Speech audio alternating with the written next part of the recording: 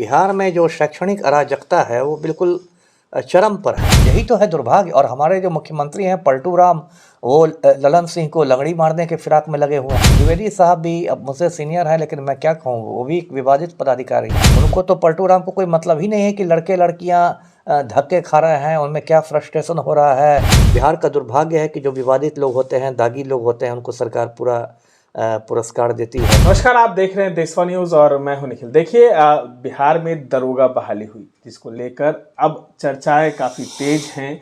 बिहार में सुशासन राज लाने के लिए बड़ी बहाली निकाली गई। जिस तरीके से मुख्यमंत्री नीतीश कुमार ने ये वादा किया था कि हम 20 लाख रोजगार, 10 लाख तेजस्वी यादव ने कहा था और 10 लाख नीतीश कुमार ने कहा था। इन तमाम चीज़ों को पूरा करने के लिए कहीं ना कहीं सरकार कवायद कर रही है। निखिल, उनके अधिकारी ही उनके तमाम सपनों पर पानी फेर रहे हैं। हमारे साथ पूर्व IPS अमिताभ दास जी हैं। बात करते हैं, क्या लगता है दरोगा बहाली में पेपर लीक हो गया, अब अधिकारी नहीं चाह रहे हैं क्या कि बहाली हो बिहार में? वही मैंने कहा ना कि बिहार में जो शैक्षणिक अराजकता है वो बिल्कुल चरम पर है। आप पिछले 2-3 साल की बात उठा के देख लीजिए। पिछले साल BPSC ने जो परीक्षा ली, 67वीं संयुक्त परीक्षा जो थी, प्रारंभिक परीक्षा, उसका पेपर लीक हो गया आरा के एक सेंटर से। फिर उसमें हंगामा हुआ तो वो परीक्षा रद्द हुई। उसके बाद देखिए, पिछले साल BSSC की परीक्षा हुई, जो कर्मचारी चयन आयोग वाली परीक्षा, उसकी परीक्षा लीक हुई, उसका पेपर लीक हुआ, उसकी परीक्षा रद्द करनी पड़ी। इस साल देखिए 1 अक्टूबर को सिपाही भर्ती की लिखित परीक्षा हुई, उसका पेपर वायरल हो गया, उसकी मतलब परीक्षा रद्द हुई। और अब देखिए 17 दिसंबर को, इसी साल 17 दिसंबर को दरोगा बहाली की परीक्षा हुई 1275 पद के लिए, 1275 पदों के लिए। और उसमें देखिए उसी दिन से मतलब वो विवादों में है। एक विवाद तो हुआ मधुबनी में, एक RN कॉलेज है पंडौल में, वहाँ पर विवाद हुआ कि कोई ऋतु कुमारी नाम की लड़की है, वो लेके चली गई मोबाइल। अब बताइए, परीक्षा केंद्र में कोई मोबाइल लेके कैसे जा सकती है? और उसी समय जमर भी खराब हो गया, ये भी एक अद्भुत संयोग है। और उसके बाद पति जो था उसका, वो बाहर से उसको सॉल्व करवा रहा है। बाद में पति पत्नी दोनों की गिरफ्तारी हुई। उसके बाद लखीसराय से खबर आई। लखीसराय, मैं खुद लखीसराय का SP रह चुका हूँ। लखीसराय में विद्यापीठ चौक है, वहाँ कोई रुक्मिणी होटल है, वहाँ से एक सॉल्वर गैंग पकड़ाया। उसके पास से कई वाकी टॉकी पकड़ाई, ब्लूटूथ, चार्जर, पिन, क्या क्या पकड़ाया। अब इसकी पूरी बात हो रही है कि पेपर लीक हो गया है, जो कि 200% बात सही लगती है, लेकिन अब परीक्षा रद्द नहीं हो रही है। निखिल, उसी दिन आयोग के अध्यक्ष जो हैं, उन्होंने प्रेस वार्ता किया था और कहा था कि कहीं कोई गड़बड़ नहीं है, छूट-फूट हुई है तो उसमें सब ठीक है, बाकी सारा चीज़ ठीक है।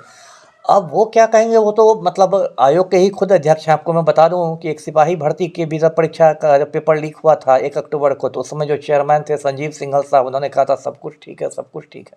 बाद में इतने सबूत आए कि परीक्षा रद्द करनी पड़ी। अभी 2 दिन पहले सिंघल साहब को हटा भी दिया गया। तो जो KS द्विवेदी साहब हैं, जो BSSC के जो हैं चेयरमैन, जो बिहार पुलिस अवर सेवा वाले बोर्ड के चेयरमैन हैं, अब द्विवेदी साहब भी अब मुझसे सीनियर हैं, लेकिन मैं क्या कहूँ, वो भी एक विवादित पदाधिकारी हैं। 84 बैच के IPS हैं और 1989 में जब वो भागलपुर के SP थे, तो भागलपुर में खूनी दंगे हुए थे। इतने बड़े दंगे हुए थे कि उस समय जो प्रधानमंत्री थे राजीव गांधी, उनको भागलपुर आना पड़ा था। और भागलपुर सर्किट हाउस में बैठक हुई थी, जिसमें बिहार के उस समय के मुख्यमंत्री थे सत्येंद्र नारायण सिंह। और राजीव गांधी ने कहा कि मैं जहाँ कहीं गया मुझे सिर्फ SP की शिकायत सुनने को मिली है, तो आप SP को तुरंत बदलिए। और प्रधानमंत्री के आदेश पर भागलपुर SP को, KS द्विवेदी को, बदला गया था। तो ये भी विवादित अधिकारी रहे हैं। लेकिन अब बिहार का दुर्भाग्य है कि जो विवादित लोग होते हैं, दागी लोग होते हैं, उनको सरकार पूरा पुरस्कार देती है। अब रिटायरमेंट के बाद पहले इनको सिपाही भर्ती बोर्ड का चेयरमैन बनाया गया, फिर अब दरोगा भर्ती करा रहे हैं।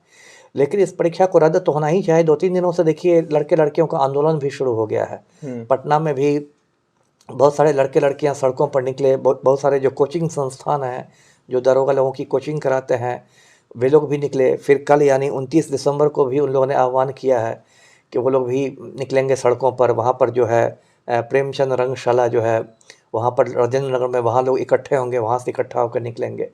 तो लोगों का असंतोष बढ़ता जा रहा है। मैंने पहले भी बात, सरकार बहाली की बात करती थी, लेकिन बहाली के बाद तो अब छात्रों को सड़कों पे उतार दी होगी। यही तो है दुर्भाग्य। और हमारे जो मुख्यमंत्री हैं पलटू राम, वो ललन सिंह को लंगड़ी मारने के फिराक में लगे हुए हैं।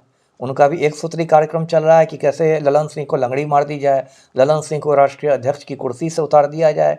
उनको तो पलटू राम को कोई मतलब ही नहीं है कि लड़के लड़कियां धक्के खा रहे हैं, उनमें क्या फ्रस्ट्रेशन हो रहा है, उनकी उम्र निकली जा रही है, उनके भविष्य के साथ खिलवाड़ हो रहा है, ये तो मुख्यमंत्री की प्राथमिकता सूची में कहीं है ही नहीं।